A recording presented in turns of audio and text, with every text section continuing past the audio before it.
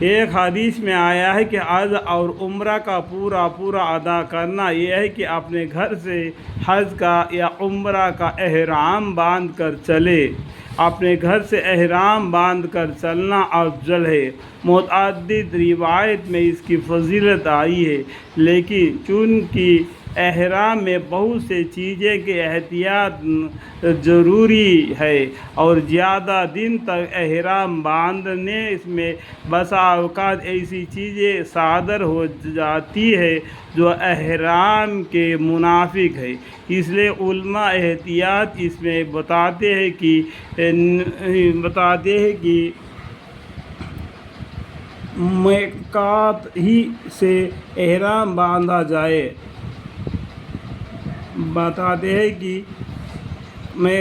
میقات ہی سے احرام باندھا جائے کہ گناہ سے بچنا فضیلت حاصل کرنے سے زیادہ اہم اور مقدم ہے۔ یعنی گھر سے اگر عمرہ باندھ دیا تو احرام گھر سے عمرہ کے لیے نکلے یا حج کے نکلے، گھر سے احرام باندھ کے نکلے تو گناہوں سے بچنے کا ایک ذریعہ بن جاتا ہے کہ غلط فائز باتیں کرنا یعنی منع ہو جاتا ہے، اللہ کا ذکر میں مشغول ہو جاتا ہے، اس میں ثواب کی زیادتی کا زیادہ ہے۔ اس حدیث بھی عمرہ کے فضائل بہت سے روایت میں آئی ہے، ان میں سے بعض پہلے فصل میں حج کے ساتھ گزر چکے ہیں، جیسا کہ حدیث نمبر 14-15 میں گزرا۔ حضور اقدس صلی اللہ علیہ وسلم نے ہجرت کے بعد حج تو ایک ہی مرتبہ کیا ہے، لیکن عمرہ 4 کیے ہیں، جن میں سے ایک پورا نہ ہو سکا کہ مشرکین نے مکہ میں داخل نہ ہونے دیا اور اس پر فیصلہ ہوا کہ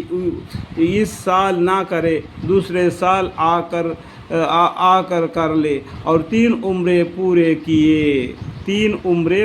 کیے۔ دیکھو حدیث میں بھی عمرہ کے فضائل بہت سے روایت میں آئی ہے، ان میں سے بعض پہلے فصل میں حج کے ساتھ گزر چکے ہیں، جیسے کہ حدیث نمبر 11-14-15 میں گزرا۔ حضور اقدس صلی اللہ علیہ وسلم نے ہجرت کے بعد حج تو ایک ہی مرتبہ کیا ہے، لیکن عمرہ 4 کی ہے، جن میں سے ایک پورا نہ ہو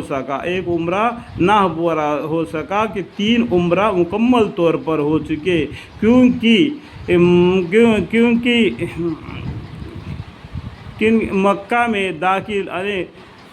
مشرکین نے مکہ میں داخل نہ ہونے دیا اور اس پر فیصلہ ہوا کہ اس سال نہ کرے، دوسرے سال آ کر لے، اور 3 عمرہ پورے کیے ہیں۔ اللہم اغفر لی، اللہم اغفر لی، اس کا بہت سی باتیں دبی ہوئی ہے کہ آپ قرآن کے ذریعے سے بھی جان سکتے ہیں کہ وہاں پر